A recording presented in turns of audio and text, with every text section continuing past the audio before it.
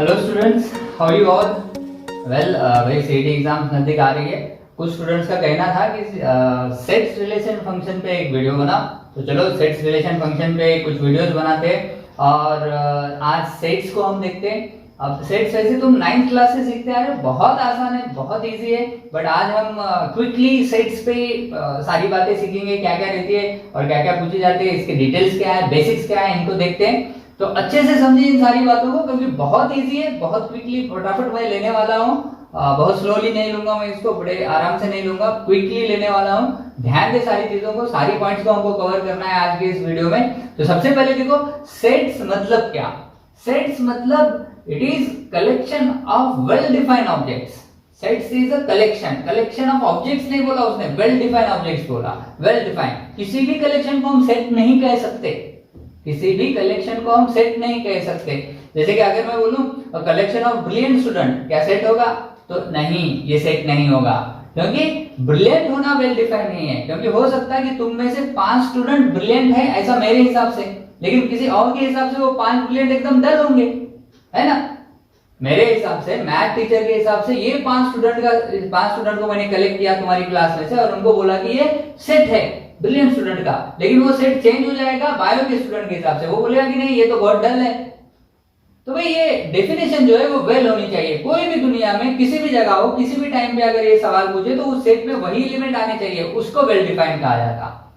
मतलब जैसे कि सेट ऑफ नेचुरल नंबर को हम n से रिप्रेजेंट करते हैं ना, उसमें क्या क्या आता होता? 1 2 3 4 5, ऐसा कब तक आता? इंफिनिटी तक। तो बता, अगर किसी भाई दुनिया में, अमेरिका में जाके किसी आदमी को पूछूं कि नेचुरल नंबर के सेट में क्या आता, वो भी यही कहेगा। कब पूछूं? कल पूछूं, परसों पूछूं, 1 साल बाद पूछूं, 10 साल बाद पूछूं, कभी भी पूछो, वो कहेगा कि नेचुरल नंबर के सेट में ये आएगा। तो ये जो सेट है वो परफेक्ट सेट है। अच्छा, मैं दूसरा एक सेट बताता हूं। A set or a collection of students who have scored more than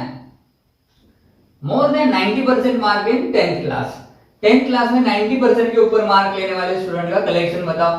Nanded city का या फिर महाराष्ट्र का, तो एक कैसे बताएंगे? तो उसमें मान लो एक स्टूडेंट का नाम है ए, वो भी आ गया, दूसरा है बी, वो भी आ गया, सी ने 89% लिए, वो नहीं आएगा, डी आ गया।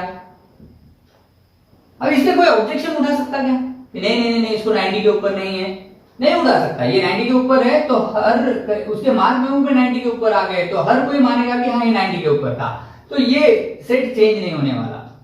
तो इस हिसाब से सेट की डेफिनेशन जो है वो वेल डिफाइन होनी चाहिए। जनरली उसमें ना एडजेक्टिव नहीं होने चाहिए। जैसे कि मैं बोलूं कि set of handsome boys, it is not a set.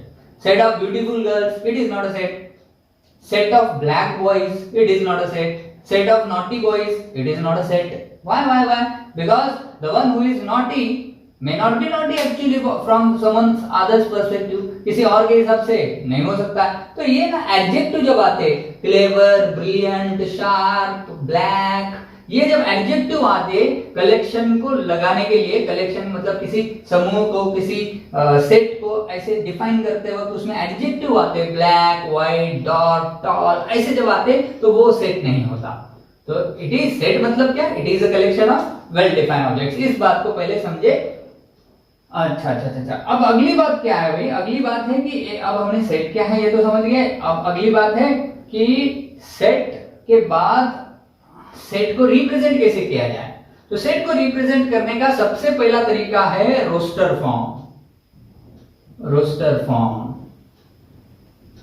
इसको ना लिस्टिंग फॉर्म भी कहा जाता है। लिस्टिंग फॉर्म, इसका मतलब क्या होता है? देखो जरा, रोस्टर फॉर्म है, लिस्टिंग फॉर्म। इसमें ना एलिमेंट्स को लिस्ट किया जाता, लिखा जाता one by one, one after one. मान लो फॉर एग्जांपल एक सेट है ए और इसमें मान लो एलिमेंट्स है 2 4 6 8, ये 4 एलिमेंट है। तो इनको मैं वन बाय वन लिस्ट किया। ये तुमने सीखा होगा पहले भी, स्कूल्स में ये हुए वाला रहता। रोस्टर फॉर्म क्या है? ये हो गया listing form. One after other elements are listed separated by comma देके लिस्ट करते हैं। अगर किसी सेट में, अगर मान लो इस सेट में ना 2 बार आ रहा, तो ना ऐसा लिखते वक्त 2 को 2 बार नहीं लिखते, 2 को एक ही बार लिखते। रिपीट होने वाली चीज को नहीं लिखा जाता रिपीटेडली, एक ही बार लिखा जाता है। और इसमें टोटल कितने एलिमेंट से कहा जाता है? 1 2 3 4 एलिमेंट है, 4 एलिमेंट है। अच्छा, सेट में कितने एलिमेंट है उसको रिप्रेजेंट किया जाता है एन ऑफ ए से।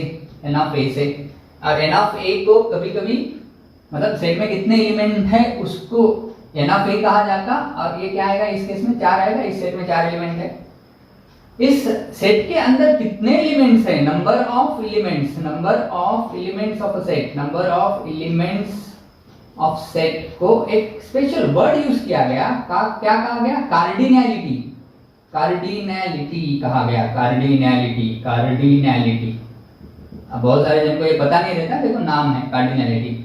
जैसे तुमको अगर किसी ने पूछा कि what is cardinality of this set, अब जिसको नॉलेज ही नहीं है कार्डिनैलिटी किसको कहा जाता है वो तो बड़ा परेशान हो जाएगा। कार्डिनैलिटी क्या होगी इस सेट की, 4 होगी। किसी सेट में 10 एलिमेंट है तो उसकी कार्डिनैलिटी 10, किसी सेट में एक भी एलिमेंट नहीं है, एम्प्टी सेट है, तो उसकी कार्डिनैलिटी 0। कार्डिनैलिटी मतलब कुछ और नहीं, number of elements of a set.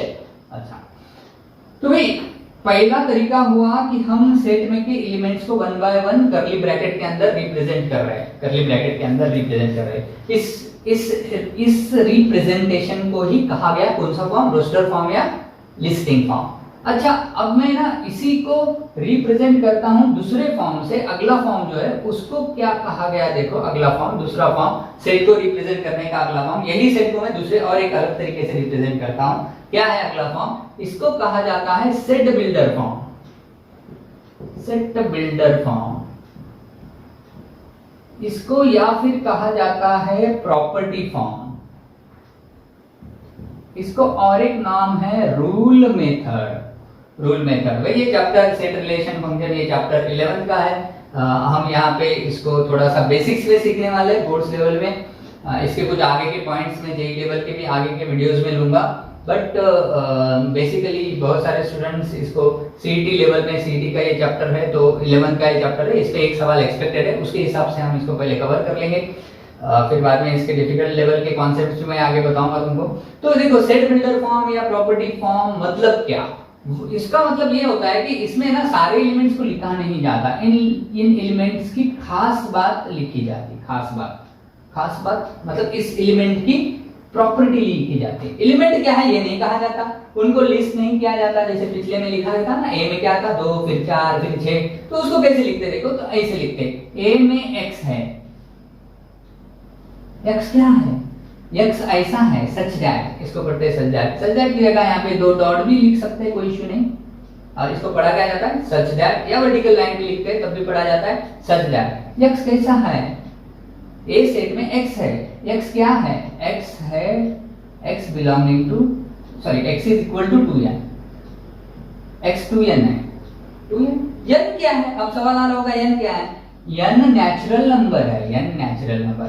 अब तुमको पता है नेचुरल नंबर कौन से 1 है 2 है, अगर मैं n को 1 लूं तो 2 into 1 x बन जाएगा 2, n को मैं 2 लूं तो 2 into 2 x बन जाएगा 4, n को 3 लूं तो 2 into 3 x बन जाएगा 6, n को 4 लूं तो 2 into 4 x बन जाएगा 8, n को 5 लूं तो 2 into 5 x बन जाएगा 10। लेकिन थोड़ी देर पहले जो मैंने सेट लिखा था, क्या उसमें 2 से लेकर सिर्फ 8 तक एलिमेंट थे, 10 होता ही नहीं। लेकिन ये n क्योंकि नेचुरल नंबर है तो वो 5 हुआ तो x 2 into 5 10 हो जाएगा, मतलब इस सेट में तुम्हारे 10 भी आ जाएगा, बट इस सेट में तो 10 है ही नहीं। मतलब तुमको लिखना पड़ेगा कि नहीं इस सेट में 2 से लेके 8 तक ही नंबर है, तो इस n को कहां से कहां तक होना पड़ेगा, इस n को होना पड़ेगा 1 से लेके सिर्फ 4 तक। हाँ, क्या मैंने इसमें 2 4 6 8 एक के बाद एक कॉमा देके लिखा नहीं, इसलिए ये कौन सी मेथड नहीं, रोस्टर मेथड नहीं। क्या इसमें मैंने जो एलिमेंट्स हैं उनके बारे में डिटेल्स लिखा, डिटेल्स, यस। कैसे लिखा, x 2n है, 2n मतलब नेचुरल नंबर का ट्वाइस है, मतलब 2 मल्टीपल में आ रहा मतलब even है, फिर n क्या क्या हो सकता है, नेचुरल नंबर, तो n नेचुरल नंबर होगा तो n 1 2 3 4 ऐसे कुछ भी हो सकता है, 5 भी हो सकता है, बट हमने बोला कि नहीं 5 नहीं होगा, n की वैल्यू 1 से 4 तक ही होगी। कहानी खत्म। मतलब अगर तुम इसको सॉल्व करते बैठोगे तो इसमें तुमको क्या मिलेगा, 2 4 6 8 ही मिलेगा। तो इस तरीके से तुम ना किसी भी सेट को उसके प्रॉपर्टी से, उसके डेफिनेशन से लिख सकते हो सेट बिल्डर फॉर्म में। ये हो गया सेट बिल्डर फॉर्म। चलो मैं अब इस पे क्विकली एक सवाल देता हूं कि एक मैं लिस्टिंग फॉर्म लिखता हूं, तो मुझसे उसका सेट बिल्डर फॉर्म लिखो। जैसे एक सेट है P, इसमें है पहला एलिमेंट 1 by 2, दूसरा एलिमेंट है 2 by 5, तीसरा एलिमेंट है 3 by 10, चौथा एलिमेंट है 4 by 17, पांचवा एलिमेंट है 5 by 26। क्या बता सकते हो?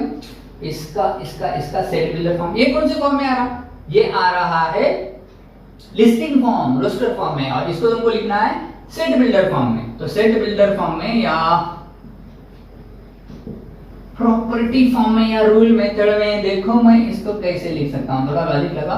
इस सेट में x है, x कैसा है, कैसा है, x ऐसा है, x इक्वल टू, ऊपर लेंगे नेचुरल नंबर है क्या, 1 2 3 4, हाँ नेचुरल नंबर। नीचे क्या है, नेचुरल नंबर का दुप्पट है, यहाँ पे दुप्पट बोले तो 2 का दुप्पट 4 आएगा, 5 तो दिया था, टिप्पट है क्या, नहीं। हाँ, एक कर सकते हैं हम, 1 के स्क्वायर में 1 ऐड करो तो 2 मिलता, 2 के स्क्वायर में 1 ऐड करो, 4 में 1 ऐड करो 5, 3 के स्क्वायर में 9 में 1 ऐड करो 10। अच्छा, तो हम जान गए, पहचान गए कि नीचे का नंबर ऊपर से कैसे मिल रहा। तो ऊपर वाले के स्क्वायर में, मतलब ऊपर वाला है ना n के स्क्वायर में 1 ऐड करें तो मिल रहा। यस, और थोड़ा ध्यान दे, क्या हम n नेचुरल नंबर 1 से शुरू कर सकते हैं? यस। क्या हम n कहां तक भी लेके जा सकते हैं, 10 तक? नहीं, तुमको रोकना होगा 5 पे, है ना। इसको ऐसे भी लिख सकते क्या, n 1 या 1 से बड़ा है लेकिन 6 से छोटा है, लेकिन 6 नहीं है, या फिर 6 को हटाओ 5 है और 5 से छोटा है, ऐसा भी लिख सकते हैं, चलेगा। इस तरीके से हम सेट बिल्डर फॉर्म में लिख सकते हैं, कन्वर्ट कर सकते हैं किसी भी कौन से फॉर्म को, रोस्टर फॉर्म, लिस्टिंग फॉर्म को, इसमें set builder form, property form में। Hope that's clear.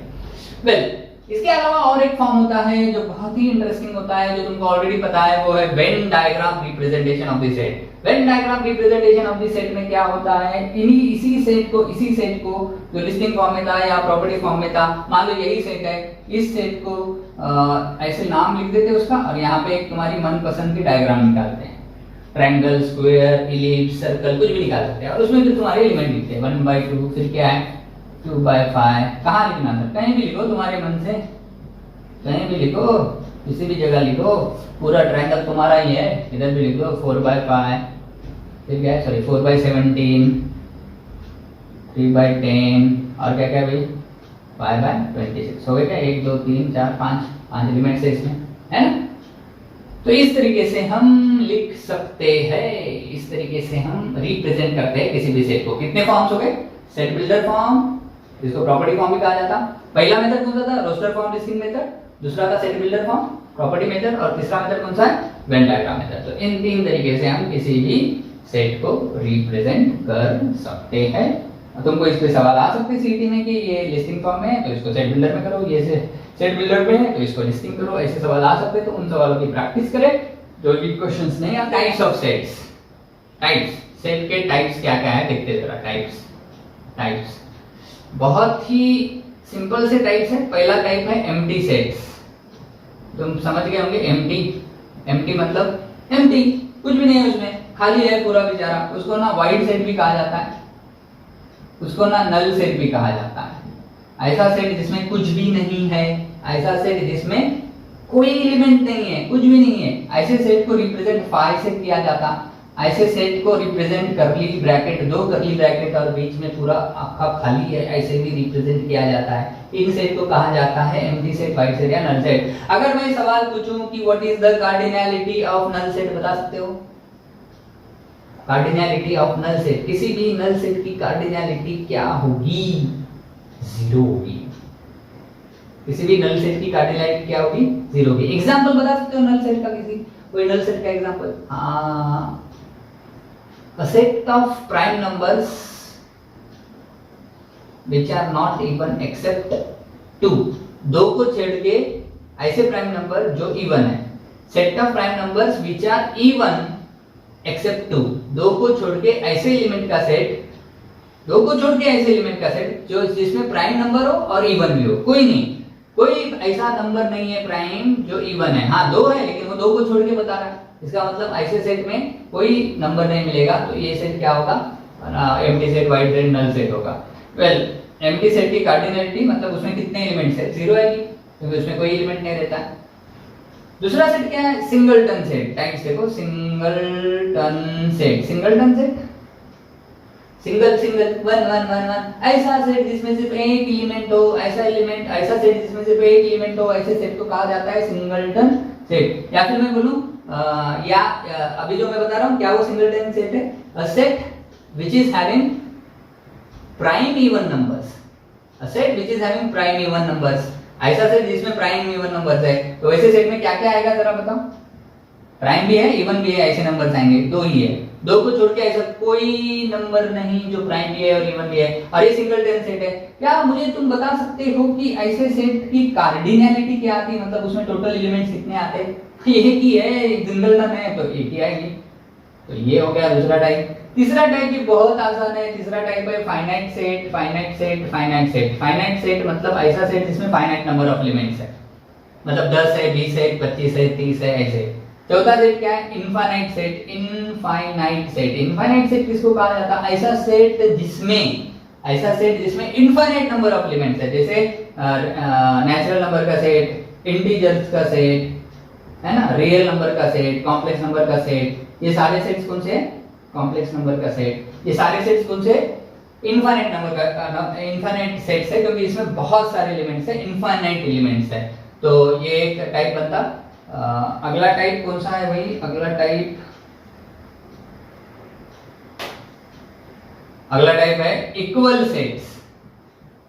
Equal sets, हमें इक्वल सेट्स मतलब दो सेट्स को तब इक्वल कहा जाता है, दो सेट को तब इक्वल कहा जाता है, दो सेट को तब इक्वल कहा जाता है जब दोनों में सेम एलिमेंट्स हो। मान लो इसमें है ए बी सी और इसमें है सी बी ए।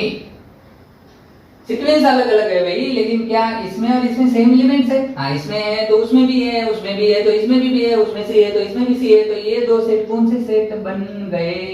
Equal set. और सिंबल क्या है इक्वल सेट का? A equal to B. Equal set में दोनों की कार्डिनैलिटी सेम रहती है, दोनों के अंदर के एलिमेंट भी सेम रहते हैं, ए ए बी बी सी सी। अगर मैं यहाँ पे डी कर दूं तो क्या ये इक्वल होंगे? नहीं होंगे, क्योंकि इसमें डी है बट उसमें डी नहीं है। तो इन दो सेट को हम इक्वल अब नहीं कह सकते, they are not equal set. But इस डी को हटा दूं और सी कर दूं तो फिर ये दो सेट क्या बन जाएंगे? इक्वल सेट बन जाएंगे। वेल, छठा type equivalent set. Equivalent set ध्यान दो, ये थोड़ा सा डिफरेंट है। Equivalent set, equivalent set. Equivalent set किसको कहा जाता? ऐसे दो सेट जिसमें सेम नंबर ऑफ एलिमेंट्स हो। मतलब मान लो ए सेट में है ए बी सी और बी सेट में है पी क्यू आर। क्या ये दो सेट इक्वल है? नहीं है, क्योंकि दोनों में सेम एलिमेंट्स नहीं है। इसमें ये है तो उसमें ये नहीं है ना? क्या ये दोनों की कार्डिनैलिटी सेम है? यस, इसमें 3 है, इसकी कार्डिनैलिटी 3 है, इसमें 3 और इसकी भी 3 है, और इसलिए ये दो सेट क्या हो गए? इक्विवेलेंट हो गए। और इक्विवेलेंट का सिंबल डबल इक्वल टू से नहीं आता है, फिर किससे आता है? तो उसका सिंबल देखो कुछ ऐसा है, याद रखें। कभी ऐसा सिंबल देखे तो कंफ्यूज ना हो, ये क्या है? नवीनत निगेशन है का? निगेशन, लॉजिक में निगेशन रहता है, वैसा मत सोचो। हाँ, ये क्या है? सेट्स है, ए और बी सेट्स है, बीच में ऐसा सिंबल डाला तो ए निगेशन बी नहीं पढ़ना। क्या पढ़ना है इसको? ए इज इक्विवेलेंट टू बी, क्योंकि ए और बी यहाँ पे स्टेटमेंट नहीं है लॉजिक के, ये क्या है? सेट्स। और सेट्स में ये सिंबल क्या रिप्रेजेंट करता है? Equivalent sets. तो ये दो सेट्स जो है वो इक्विवेलेंट सेट्स है। कई जगह ऐसा भी रहता है, ऐसा सिंबल भी रहता है, तो इसको इक्विवेलेंट सेट्स कहा गया है। वेल, अगला टाइप बहुत ही आसान चैप्टर, बहुत इजी चैप्टर, बहुत सिंपल से कॉन्सेप्ट्स है। अगला टाइप, हाँ ये लेकिन थोड़ा सा इंपॉर्टेंट है, इस पे कई बार अलग अलग एग्जाम्स में, इवन जेईई में भी काफी क्वेश्चंस पूछे गए इस पे, इससे रिलेटेड, इस कॉन्सेप्ट से रिलेटेड। तो वो है सबसेट और फिर है प्रॉपर सबसेट। तो पहले सबसेट मतलब क्या रहते हैं? सबसेट मतलब क्या? Subset subset subset. मान लो कि कोई एक सेट है ए, उसमें एलिमेंट्स है 1 2, तो उसका सबसेट मतलब क्या? उसका सबसेट मतलब ऐसा सेट जिसमें इसमें जो जो एलिमेंट्स है वो इसमें है, या उसमें का कोई एक भी एलिमेंट रहा तो चलता। तो किसी सेट को हम किसी सेट का सबसेट जब कहते हैं, जैसे मान लो एक सेट बनाया मैंने, बी सेट बनाया, और बी में मान लो सिर्फ एक लिया, तो ना कौन किसका सबसेट है? बी ए का सबसेट है। और सिंबल कैसे रहता है? देखो, बी इज सबसेट ऑफ ए, ऐसा सिंबल आता है। इसका मीनिंग क्या है? इसका मीनिंग ये है कि बी सबसेट ऑफ ए है। इसका सिंबल भी देखो कैसा है? सबसेट। बी सबसेट ऑफ ए है, इसका मतलब बी में के सारे एलिमेंट तुमको किस में दिखेंगे? ए में दिखेंगे।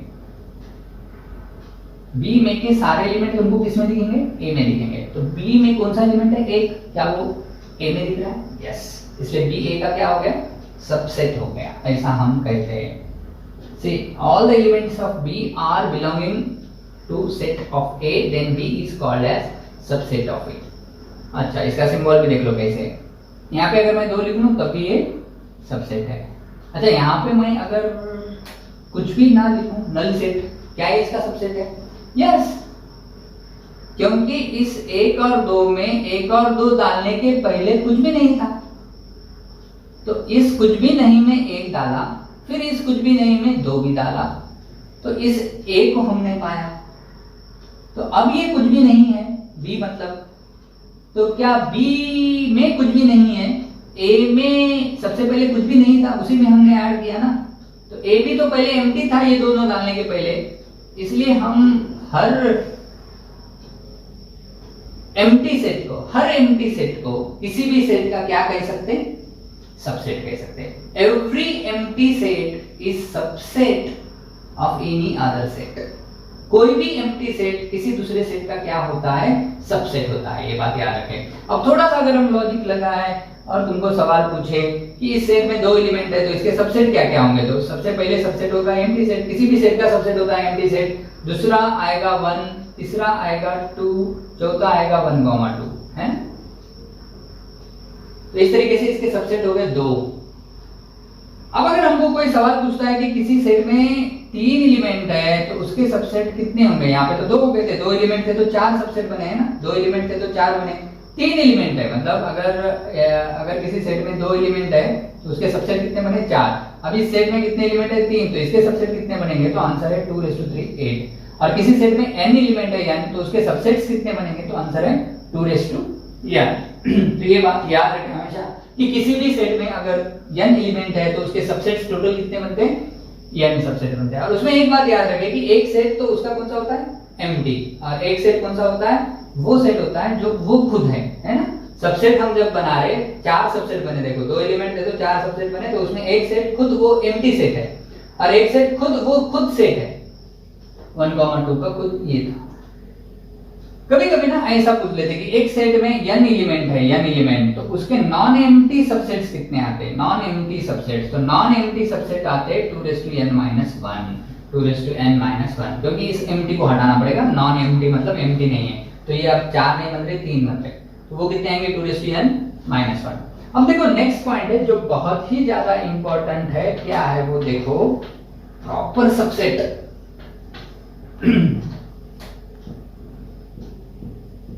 प्रॉपर सबसेट, कई जनों को ये डिफरेंस नहीं पता रहता है सबसेट में और प्रॉपर सबसेट में। कई लोगों को ये पता नहीं रहता है सबसेट में और प्रॉपर सबसेट में डिफरेंस क्या है। चलो मैं यहाँ पे बताता हूँ प्रॉपर सबसेट किसको कहा जाता है। मान लो एक सेट में 1 और 2 है, इसका ना पहला सबसेट बना एम्प्टी, दूसरा बना 1, तीसरा बना 2, चौथा बना 1, 2, है ना। मैं इसको प्रॉपर सबसेट कह सकता A का, मैं इसको भी प्रॉपर सबसेट कह सकता A का, मैं इसको भी प्रॉपर सबसेट कह सकता A का, लेकिन मैं इसको प्रॉपर सबसेट नहीं कह सकता A का, क्योंकि ये इसमें A में जितने एलिमेंट है उतने पूरे के पूरे आ गए, तो इस सेट को मैं नहीं कह सकता A का प्रॉपर सबसेट। तो प्रॉपर सबसेट मतलब क्या? प्रॉपर सबसेट मतलब ऐसे सेट्स जिनमें के सारे एलिमेंट्स A में हो, अगर वो A के प्रॉपर सबसेट हो, लेकिन इनमें जो सारे एलिमेंट्स है उनके अलावा भी कुछ एक्स्ट्रा एलिमेंट A में हो। जैसे अगर मैं इसको इसका एक प्रॉपर सबसेट बोलूं तो इसमें तो कुछ नहीं है, तो उसके अलावा A में क्या है? 1 और 2। अच्छा, इसको मैं प्रॉपर सबसेट बोलूं तो इसमें तो 1 है, तो ये 1 के अलावा A में क्या है? 2 है। अगर मैं इस तीसरे वाले को A का प्रॉपर सबसेट बोलूं तो इसमें तो 2 है, तो ये 2 के अलावा A के पास क्या है? 2 के अलावा 2ला सोडून A कडे काय आहे? 1 आहे, म्हणून हा पण याचा प्रॉपर सबसेट आहे। जर मी याला या चौथ्याला प्रॉपर सबसेट म्हटलं, ये चौथे को अगर मैं प्रॉपर सबसेट बोलूं A का, तो इसमें 1 है, इसको 2 है, इन दोनों को छोड़ के A के पास क्या है? तो A वही निशब्द हो जाएगा, वो बोलेगा नहीं तेरे 2 को छोड़ के मेरे पास कुछ नहीं है। तो अब हम इस सेट को नहीं कह सकते A का क्या? Proper subset. तो ये 3 ही प्रॉपर सबसेट है। इसका मतलब लास्ट का जो सबसेट, वो सबसेट खुद पूरा सेट बन रहा था, उसको हम उसका प्रॉपर सबसेट नहीं कह सकते। मतलब प्रॉपर सबसेट मतलब क्या? प्रॉपर सबसेट मतलब अगर मान लो कोई सेट किसी सेट का प्रॉपर सबसेट है, मतलब इसके पास के पूरे एलिमेंट इसके पास है, इसके पास के पूरे एलिमेंट इसके पास है, लेकिन इसके पास और भी कुछ एक्स्ट्रा है जो इसके पास नहीं है, तो हम इसको इसका प्रॉपर सबसेट कहते हैं। फॉर एग्जाम्पल ऐसा भी एग्जाम्पल ले सकते हैं आप कि मान लो ये है शशि कपूर, ये है अमिताभ बच्चन। अमिताभ बच्चन बोल रहा है मेरे पास बंगला है, गाड़ी है, नौकर है, चाकर है, तेरे पास क्या है? तो शशि कपूर बोल रहा है मेरे पास भी बंगला है, गाड़ी है, नौकर है, चाकर है ना? तो इसके सारे एलिमेंट इसके पास आ गए, तो ये इसका सबसेट हो गया, ऐसा हम बोलते हैं। लेकिन फिर इसने बोला मेरे पास माँ भी है, तो क्या इसके पास एक ऐसा एलिमेंट आ गया जो इसके पास नहीं है? इसके पास के पूरे इसके पास भी है, लेकिन इसके पास और ऐसे भी एलिमेंट है जो इसके पास नहीं है, तो अमिताभ बच्चन अब शशि कपूर का प्रॉपर सबसेट बन गया। तो यही है प्रॉपर सबसेट का कंसेप्ट। तो प्रॉपर सबसेट मतलब क्या? ध्यान दो, अगर एक सेट दूसरे सेट का प्रॉपर सबसेट है, तो ये प्रॉपर सबसेट के सारे एलिमेंट इसमें होंगे, बट इसके पास कुछ ऐसा होगा जो इसके पास नहीं होगा, तो इस सेट को इसका प्रॉपर सबसेट कहा जाता है। ये एक बात और ध्यान दो कि कोई भी सेट दूसरे सेट का सबसेट है, तो दूसरा सेट उस सेट का सुपर सेट होता है। और कोई भी सेट, मान लो एक सेट इसका प्रॉपर सबसेट है, तो ये सेट उसका सुपर प्रॉपर सबसेट होता है। बस ये भी थोड़ी सी बातें तुम याद रखो, है ना? तो टाइप्स, इसमें थोड़े से टाइप्स कवर हुए। अब दूसरा टाइप जो होता है वो होता है यूनिवर्सल सेट। यूनिवर्सल सेट मतलब क्या, भाई तुमको पता ही होगा कि एक सेट को दूसरे 2-3 सेट के कंपैरिजन में यूनिवर्सल सेट तब कहा जाता। मान लो ए में, चलो मैं अगला ले रहा हूँ, 9 क्या है? Universal set. यूनिवर्सल सेट ए में 1 2 है, बी में 3 4 है, सी में 5 6 है, और यूनिवर्सल सेट मान लो x है, उसमें है 1 2 3 10 तक। यूनिवर्सल सेट को u से भी रिप्रेजेंट किया जाता। तो अब बताओ a में के सारे एलिमेंट u में है क्या? है। b में के सारे एलिमेंट u में है क्या? है। c में के भी सारे एलिमेंट u में है क्या? है। तो ये u बना इन तीनों का यूनिवर्सल सेट। तो ऐसे केसेस में u को कहा जाता है यूनिवर्सल सेट। ये एक बात थोड़ी सी याद रखें। तो ये सारे टाइप्स हम पक्के दिमाग में रखें। इसके आगे फिर सेट्स पे कैसे कैसे ऑपरेशंस रहते हैं उनको भी हम देखेंगे, बट ये सारे टाइप एक बार फिर से देखिए, स्पेशली सबसेट और प्रॉपर सबसेट। अच्छा, प्रॉपर सबसेट्स कितने होते होंगे टोटल? किसी सेट में n एलिमेंट्स है, तो उसके टोटल सबसेट कितने बने थे? 2n, बट उसमें से लास्ट वाला जो खुद वही बन रहा था वो नहीं ले सकते, तो प्रॉपर सबसेट्स कितने बनते? 2n-1। ये भी एक बात याद रखे, प्रॉपर सबसेट किसी सेट के कितने बनते हैं? अगर उस सेट में n एलिमेंट हो तो उसके प्रॉपर सबसेट बनते 2n-1। That you always remember. ठीक है? वेल, अभी देखते हैं ऑपरेशंस ऑफ सेट्स। ऑपरेशंस में देखो, सब में पहले आता है यूनियन।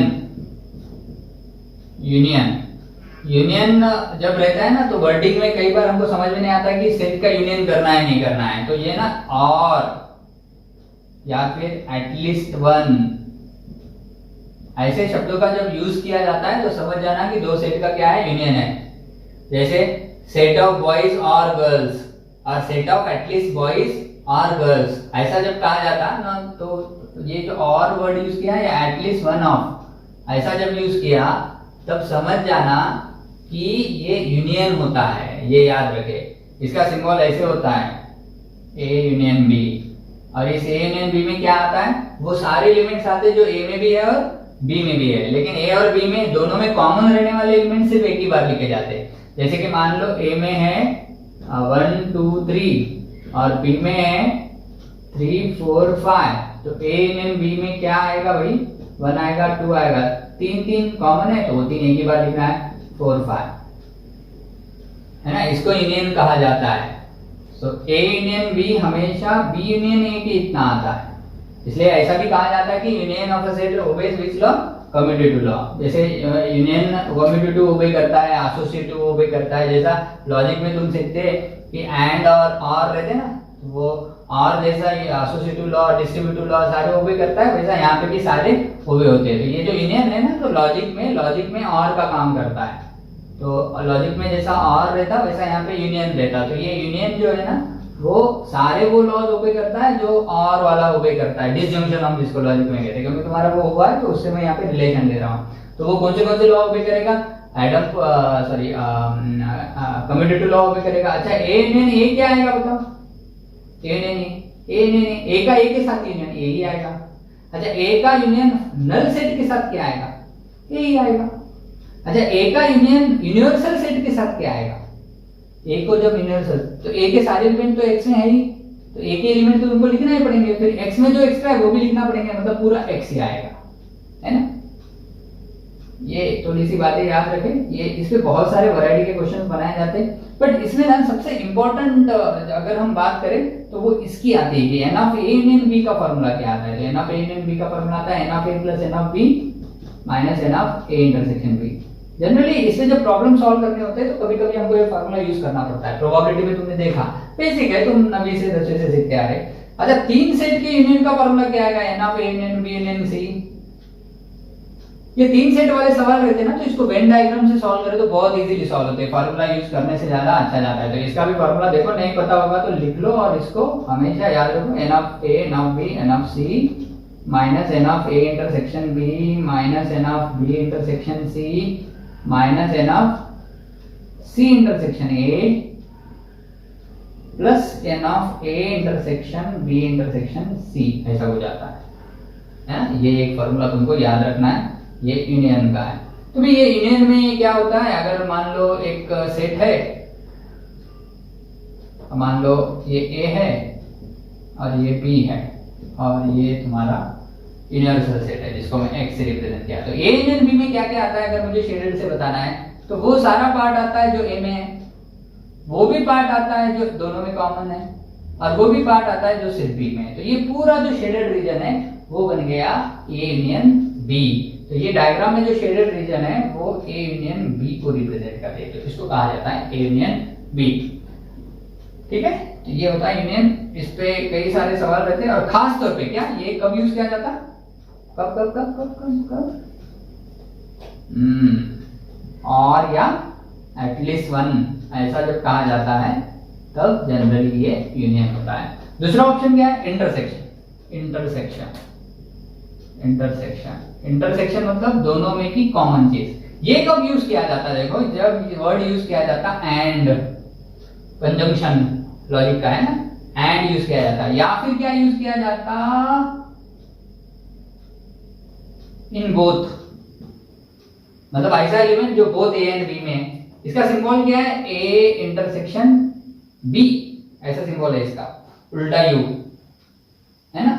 इसमें कौन से एलिमेंट्स आते हैं? वो एलिमेंट आते हैं जो ए में भी है और बी में भी है। जैसे मैंने पहले बताया था, ए में क्या था 1 2 3, बी में क्या था 1 3 4 5, तो अब ए इंटरसेक्शन बी में क्या आएगा? तो 3 आएगा। इसको अगर वेन डायग्राम से रिप्रेजेंट करना है, ये है ए, ये है बी और ये है हमारा यूनिवर्सल सेट एक्स, तो वो कौन सा पार्ट है, वो कौन सा रीजन है जो ए और बी दोनों में कॉमन है? तो ये बन गया ए इंटरसेक्शन बी, है ना। तो ये इंटरसेक्शन है। अच्छा, ये अगर हमको किसी ने पूछा कि ए इंटरसेक्शन बी और बी इंटरसेक्शन ए में डिफरेंस क्या है, तो हम बोलेंगे कुछ डिफरेंस नहीं, मतलब intersection also always which law? Commutative law. A का इंटरसेक्शन अगर मुझे फाई के साथ, नल सेट के साथ क्या आता है, ऐसा अगर किसी ने पूछा, तो ए में तो पूरे एक एलिमेंट है, फाई मतलब कुछ भी नहीं, तो दोनों में कॉमन क्या है? इसमें कुछ भी नहीं है तो कॉमन भी कुछ भी नहीं आएगा, तो ये नल सेट ही होगा। ए का इंटरसेक्शन अगर मैं यूनिवर्सल सेट के साथ लूं तो क्या आएगा, जरा बताओ। ए और यूनिवर्सल सेट में, यूनिवर्सल सेट में तो सब कुछ रहता है, ए में एक ही एलिमेंट है, दोनों में कॉमन क्या होगा? तो ए के सारे तो यूनिवर्सल में होंगे, इसलिए तो यूनिवर्सल है, तो दोनों में कॉमन पूरा का पूरा ए होगा, तो इसका आएगा आंसर ए, है ना। तो ये इसका बेसिक कॉन्सेप्ट है। इसके बेस से हम बहुत सारे अलग अलग क्वेश्चन सॉल्व कर सकते हैं। तुमको एक शीट देता हूं मैं बाद में, तो इस पे क्वेश्चन ट्राई करें और जो नहीं जमते वो पूछते चले। मैं भी कुछ सेट पे आगे क्वेश्चन सॉल्व करूंगा। अच्छा, फिर अगला है operation complement of set. Complement of set, complement of set, complement of set क्या होता है? Complement of set, complement of set, complement of set, complement of set मतलब अगर एक सेट है A और उसमें है मान लो 1 2 3 और इसका यूनिवर्सल सेट है जिसमें है 1 2 3 से लेके 5 तक और हमको A कॉम्प्लीमेंट AC उसके पावर में C लिखा जाता है या कभी कभी डैश भी लिखा जाता, तो क्या आएगा A डैश में? तो A डैश में वो एलिमेंट आएंगे जो A में नहीं है लेकिन X में है। तो कौन से बताओ? 4 और 5 है ना, तो इसको कॉम्प्लीमेंट ऑफ A कहा गया। जैसे कि मैं अगर इसको A बोलूं और ये यूनिवर्सल सेट है X, तो A का कॉम्प्लीमेंट का अगर मुझे एरिया बताना है कौन सा होगा तो A में नहीं बट A के बाहर X में जो है, क्या ये है वो पूरा पार्ट, ये जो मैं शेडेड रीजन बता रहा हूं लाइन ड्रॉ करके, ये पूरा पार्ट होगा A कॉम्प्लीमेंट। ठीक है, अगला ऑपरेशन है डिफरेंस ऑफ सेट। देखो ध्यान से सुनो ये थोड़ा सा, डिफरेंस ऑफ सेट, डिफरेंस ना दो टाइप के हैं सेट्स में, डिफरेंस ऑफ सेट्स। अगर कोई A में से B सेट को निकाल रहा है तो उसका मतलब उसमें क्या क्या आता है? A माइनस B मतलब क्या? तो ध्यान दे, अगर ये A है और ये है B और ये है यूनिवर्सल सेट, तो A में से B निकालने के बाद क्या क्या आता है? तो A में से B निकालना मतलब A में के वो एलिमेंट लेना जो B में नहीं है। देखो ये जो मैंने लाइन मारे वाला पोर्शन है वो A में का तो है लेकिन B में नहीं है, तो इस पोर्शन को कहा गया है A माइनस B। इसमें इसको ऐसे भी रिप्रेजेंट कर सकता हूं, A माइनस B में क्या होगा? X होगा। तो X कैसा होगा? X ऐसा होगा कि X होगा तो सही किसमें? A में। X belongs to A, X belongs to A, but X does not belong to B। वाह तो A माइनस B में क्या क्या आ रहा? वो बकरा आ रहा, वो बकरा आ रहा जो A में तो है लेकिन B में नहीं है। तो ये जो पूरा पार्ट है वो A में तो है लेकिन B में नहीं, इसको A माइनस B कहा गया। तो ये इतना जो रीजन मैंने मारा, लाइन ड्रॉ किया, इसको मैं बोल सकता A माइनस B। क्या तुम गेस कर सकते B माइनस A क्या होगा? B माइनस A मतलब B में का वो पार्ट जो B में तो है लेकिन A में नहीं है। Yes, absolutely correct. तो ये डिफरेंस को ही कहा गया डिफरेंस ऑफ सेट्स। अच्छा, अब मैं अगर पूछूं कि और एक डिफरेंस होता है जिसको सिमेट्रिक डिफरेंस कहा जाता है, सिमेट्रिक डिफरेंस, उसमें ना A डेल्टा B ऐसे रिप्रेजेंट किया जाता है। उसका मतलब क्या होता है? उसका मतलब ये होता है कि इसमें ना ये A माइनस B भी होता है, मतलब A में जो पार्ट है लेकिन B में नहीं है, ऐसा पोर्शन भी हमको लेना होता है और ऐसा पोर्शन भी लेना होता है जो B में है लेकिन A में नहीं है, मतलब ये भी लेना होता है। इन दोनों को मिलाना पड़ता है, मतलब ये दोनों, मतलब A सिमेट्रिक डिफरेंस B में सिर्फ ये अंदर वाला पोर्शन नहीं लिया जाता, अंदर वाला, तो इसको इन दोनों को ऐड कर दिया जाता है, तब ऐसे को कहा जाता है सिमेट्रिक डिफरेंस।